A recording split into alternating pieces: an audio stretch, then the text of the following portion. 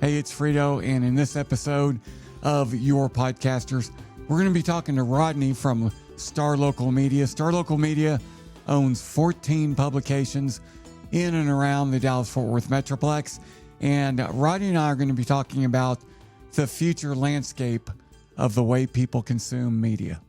So take it away, Rodney. The rise of bloggers over the past 10 years is because they're able to kind of call out the media and say, here's what's really going on. I mean, if it weren't for, YouTube and people being able to kind of do their own reporting, you're going to be relying on what they're telling you. And so I think that's where you're getting the rise of the Newsmax and the Fox News and the Barstool or Sports and all these other places who are just showing a different side of what's going on because, you're right. You can't trust the agendas being pushed by the media. Well, and legacy media is so threatened by all of this. And there's a good reason they're threatened by that. Because they used to control the information. Right. And they still to a greater extent do. But what they've kind of resorted to is controlling the misinformation or the disinformation, whatever the difference between the two of them are. Right. Because instead of just reporting the facts, they've gotten to the business where they want to call out other people for misinforming. And I'm like, you know what?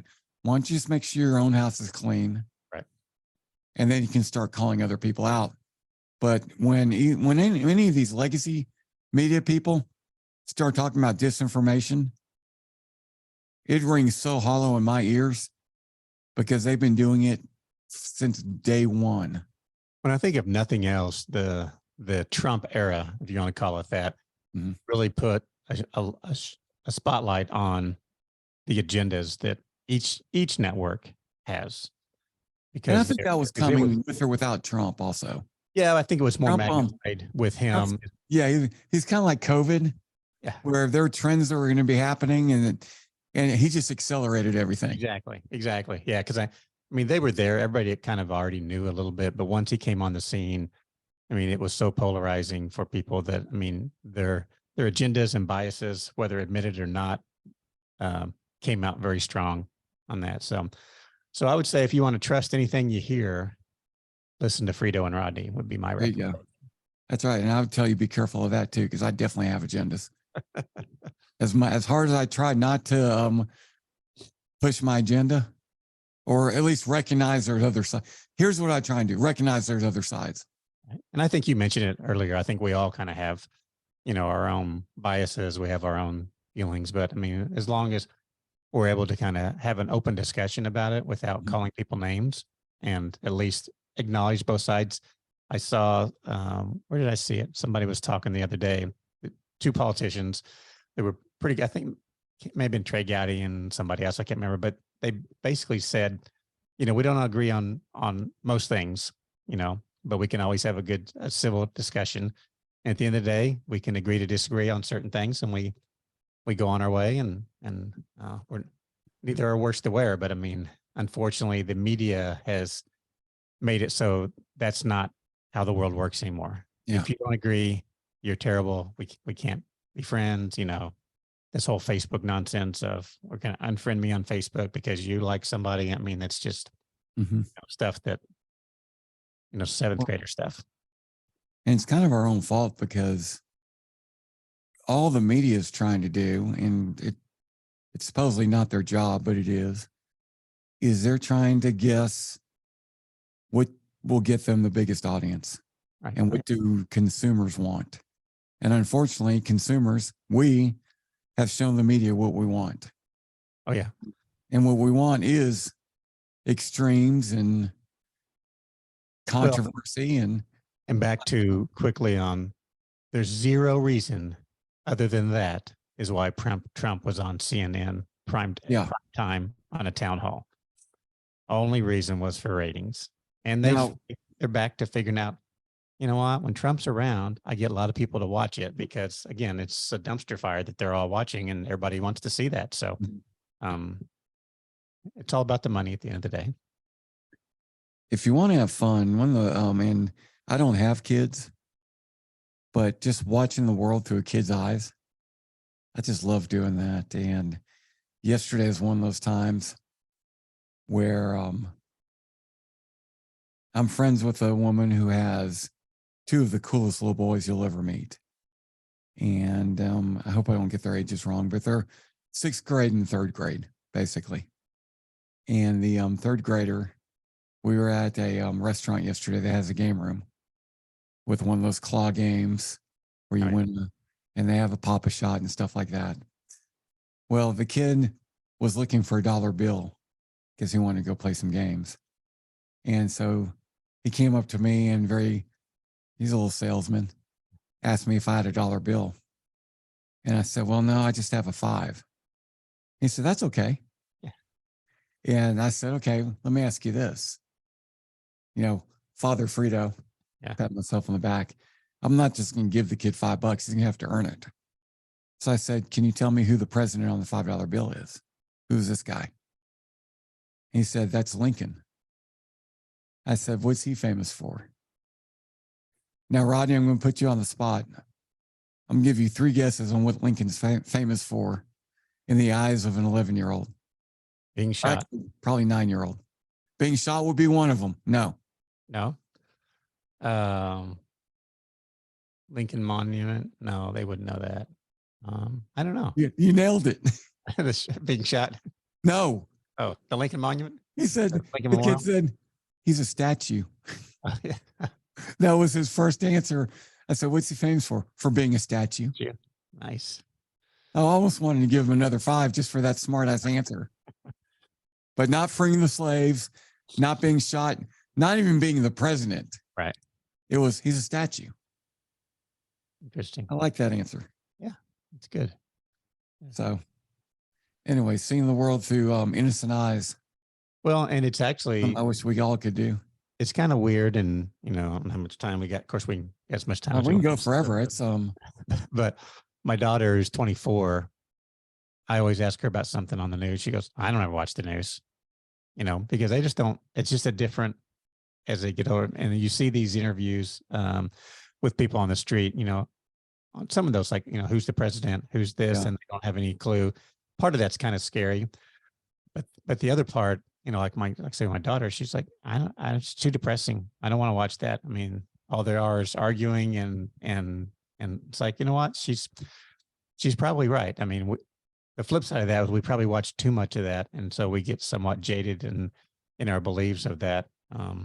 But it's interesting how, and it'll be curious in the next 10 years, 10, 15 years, kind of how the media landscape looks, because there's not a lot of people in that generation that's coming up that really cares about the news, really, to be honest with you. No, as a matter of fact, just to take this to my business, the podcast business, which is really, really exploding right now. And I'm not just saying that because it's my business. There's a story that came out in radioworld.com, a website no one would ever go to unless you're in the industry. And about how these big, huge media companies, one which I used to work for, well, actually 2, but this story is specifically about, mentioned Cumulus in there and how much they're investing in podcasts and digital media because they've finally figured out that that's the future, which is something that was bound to happen. But now they're finally putting their, they finally just almost like if we can't beat them, let's join them. Right. Type attitude. So that story came out in the beginning of May, so about 2 weeks ago. And then this story's been developing. You and I may have talked about this, but it goes right to what you're saying about the media landscape and the way people get their news is new cars will not have AM radios anymore. Oh, and which is huge in what you and I are talking about right now, because most people that listen to like news talk, those are AM radio stations. Yeah. And so it's interesting because, and this was in the Wall Street Journal, maybe just this morning. I read it this morning. I don't know when they released the story, but it's like within the last 3 days. Every side is really freaked out over the thought of losing AM radio in cars because The conservatives are saying that's just another way the liberals are trying to shut us up, because Rush Limbaugh, Glenn Beck, Right. all these conservative talk radio hosts, they're AM radio guys. The liberal side is basically saying the same thing. Plus, they're pointing out that AM radio provides such a public service that, people may not listen to it every day, but when there's a tornado warning, Right, they're listening to their local AM radio station. And, AM radio save lives. But here's the funny thing about that, Friedo. Like, again, we'll go back to my daughter who's 24. They don't listen to the radio at all. No. They have Spotify on, they have podcast on their phone. They're streaming everything through their phone into the audio in their car. Well, you could tell, I bet you could go downtown Dallas and grab 20 people from ages 18 to 30 and say, name me 5 stations in the Dallas area. They couldn't name you 2. mm-hmm. They're going to say, well, I don't know. I listen to all my music on my Spotify app or on my Apple Music, or most of the time I'm just listening to, like my daughter, all she listens to is podcasts. She's going back and forth to work or wherever they're doing. I mean, they have certain ones they listen to each morning. They're not listening to the radio. So it's kind of funny, even AM or FM, the next generation, they need to be working on how they integrate, as to your point, podcasting direct feeds into that, where now I can just program as I'm programming in my FM radio, and now I can program directly into the online, and that's there. Yeah. And it's there right now. And what's going to happen, and look, I'm patting myself on the back, but I saw this happening a decade ago. Yeah. And, I'm not the only one that saw it happening, but radio companies were in my opinion, very slow to respect digital and podcasts and different ways to deliver. And part of the reason is they want to protect themselves. And I can tell you this, Rodney, as a programmer, I was part of, I wouldn't say the problem, but the issue is programmers like myself, you get ratings bonuses. So you want people listening to the radio. Right. You didn't want them listening to the podcast. Yep. Because you don't get ratings bonuses based on the podcast. Well, it took a while for radio companies to figure out that we need to incentivize all listening, not just over the air listening. It took them a while to realize the power of the revenue they can get through digital. And it's taken programmers, and I'll be one of them. It took them a while to figure out how they could take advantage of podcasting. They're really scared. The ones that would be really honest with you, I think, and I was one that would be honest with you, programmers, especially the real good ones, they understand that a podcast, especially in talk radio, a podcast is a much, much, much, much, much, much more efficient way to deliver your product to the consumer than a live radio feed. And if you think about it, it just makes sense. As a consumer, you can tune into a podcast once you know the technology and get all your information in 30 minutes. Whereas on a radio show, that radio talk show host, they have to fill 4 hours. Right. So they're making 30 minutes of content, fill a 4-hour period. So as a consumer, as a listener, you have to fight through 4 hours of content to get your 30 minutes of real hardcore facts. Yep. Whereas in a podcast, you just give them the facts. Yeah. And I think people like a conversation format. I mean, I think, yes. I look at, I Am Second, that whole movement on how that grew so quickly just because it's a format where you're just talking, you're sitting down, watching, there's, I don't know if you ever watched Soft White Underbelly, but it's a video, it's on YouTube, but it's a gentleman who goes and just interviews people of, in the Appalachians, drug dealers, prostitutes, whatever, and just talks about their story. Mm-hmm. And really, and he uses that money to kind of help but he's got a huge following. But it's just all about conversation. You're just sitting down with the conversation.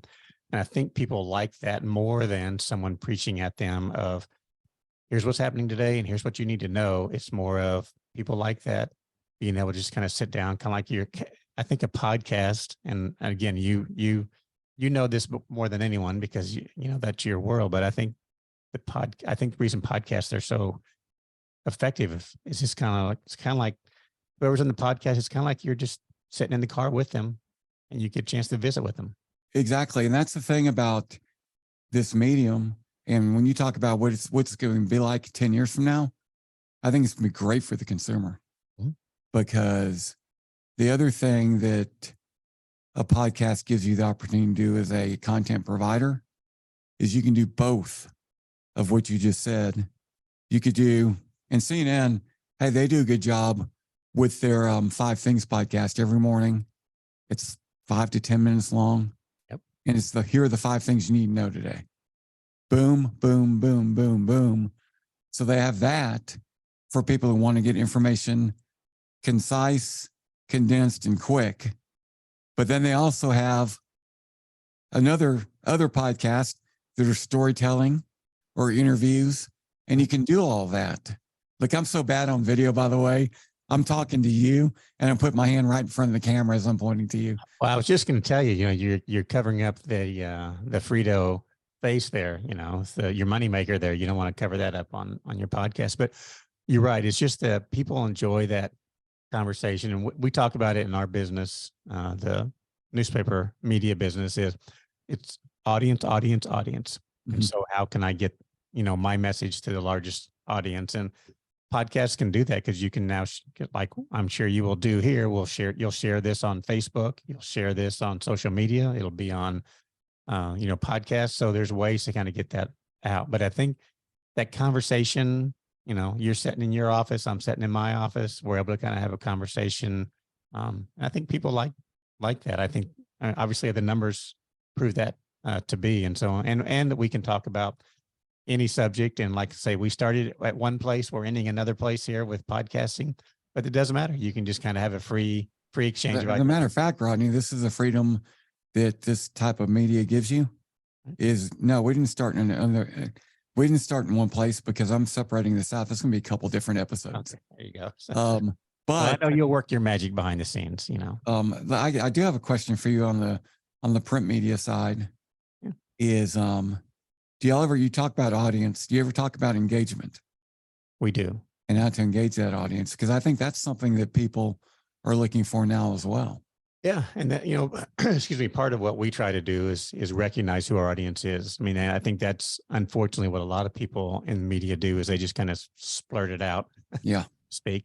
And just kind of hope it. But, we kind of know, we know on the print side, we're probably going to be reaching a little bit of an older audience, which we know that because and we know on the online side, it's going to be, a different demographic on age group on that. We know, what works in email, what works in social, what our engagement is on those things. And so I think being able to take your message and just part of it, as you know, is creating the message, but then figuring out what's the best spot to put those in and what you're going to get the most value from. And so we look at that a lot. We have changed the print media side of things because, as you know, no one's looking at. My joke before I got into the business was nobody reads the newspaper. All that stuff happened yesterday. Yeah.